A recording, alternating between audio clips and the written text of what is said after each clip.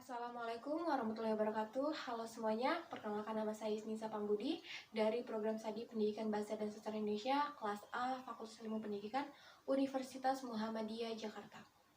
Di sini saya akan menyampaikan hasil resum saya yang pertama, keunikan budaya Malaysia yang disampaikan oleh Zayed Zakaria, bertemakan penerokan budaya Nusantara Bumi Garuda. Berbagai isu di Malaysia memerlukan bantuannya seperti kemiskinan, banjir, dan bencana alam yang lainnya. Malaysia terkenal sebagai kesukarelaannya. Di Malaysia, saat sekolah tadika atau kalua di Indonesia disebutnya dengan taman kanak-kanak, sudah ditetapkan untuk sukarelawan terhadap orang-orang yang terkena musibah dan lain sebagainya.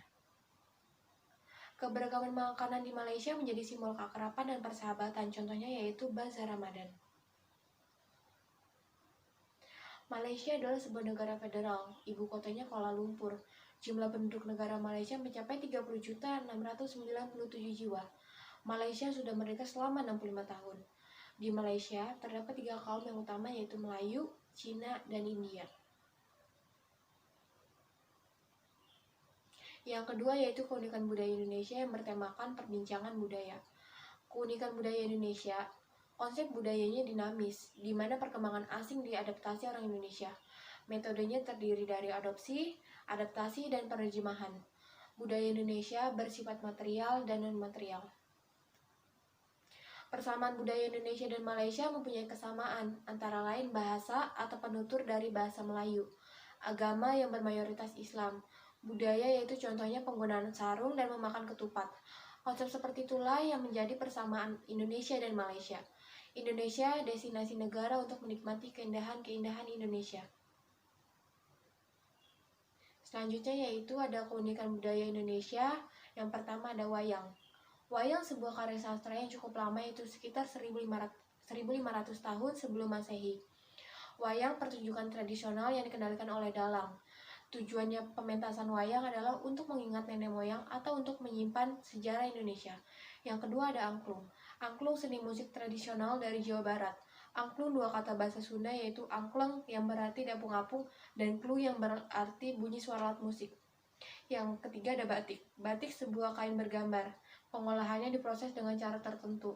Nama batik mempunyai makna dan sudah dikenal dari zaman Majapahit. Selanjutnya ada tari tradisional. Contohnya adalah yang pertama tari kecak. Berasal dari Bali. Dipertontonkan untuk pertunjukan seni. Properti yang digunakan yaitu bara api, kembang, dan tempat saji. Yang kedua ada tari reog Ponorogo, tarian yang terkenal di Indonesia. Topi yang dipakai beratnya bisa sampai 100 kg. Yang ketiga ada tari Ratu Jaro, berasal dari Aceh. Tari tersebut biasa digunakan sebagai penyambutan tamu. Yang keempat ada tari Lenggang Nyai, berasal dari Betawi yang bermakna kebebasan wanita. Tari tersebut diiringi dengan alat musik gambang kromong. Dan yang terakhir ada tari Jaipong dari Jawa Barat diiringi dengan keceriaan. Selanjutnya yaitu ada pakaian adat yaitu kebaya, berasal dari bahasa Arab yaitu abaya, mengandung nilai kelemah lembutan wanita. Contohnya adalah pakaian adat Bangka Belitung, perpaduan Arab dan Tionghoa yang umumnya digunakan acara pernikahan. Dan pakaian adat dari Bugis yaitu baju bodo, busana tertua, dan bahan dasarnya adalah baju muslim.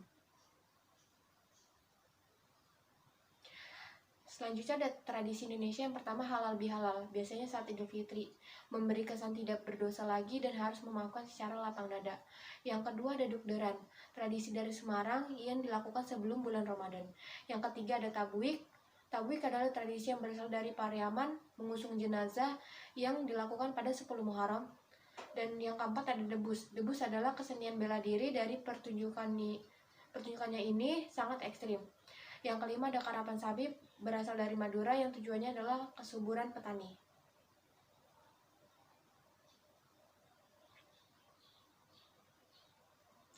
Makanan khas Indonesia. Yang pertama ada rendang, masakan yang berasal dari Sumatera Barat Minangkabau, biasanya sebagai hidangan acara atau makanan sehari-hari. Yang kedua ada kerak telur. Makanan ini sudah ada sejak zaman penjajahan Belanda. Pada tahun 1970, masyarakat Betawi mulai memperjualbelikan dan disukai oleh kalangan masyarakat. Yang ketiga ada gudeg. 1500 tahun lalu sudah ada gudeg yang berasal dari buah nangka. Yang terakhir ada nasi rawon, makanan khas Jawa Timur. Rawon merupakan makanan yang disukai banyak orang bahkan sampai luar negeri. Sekian dari saya, kurang lebihnya mohon maaf. Wassalamualaikum warahmatullahi wabarakatuh.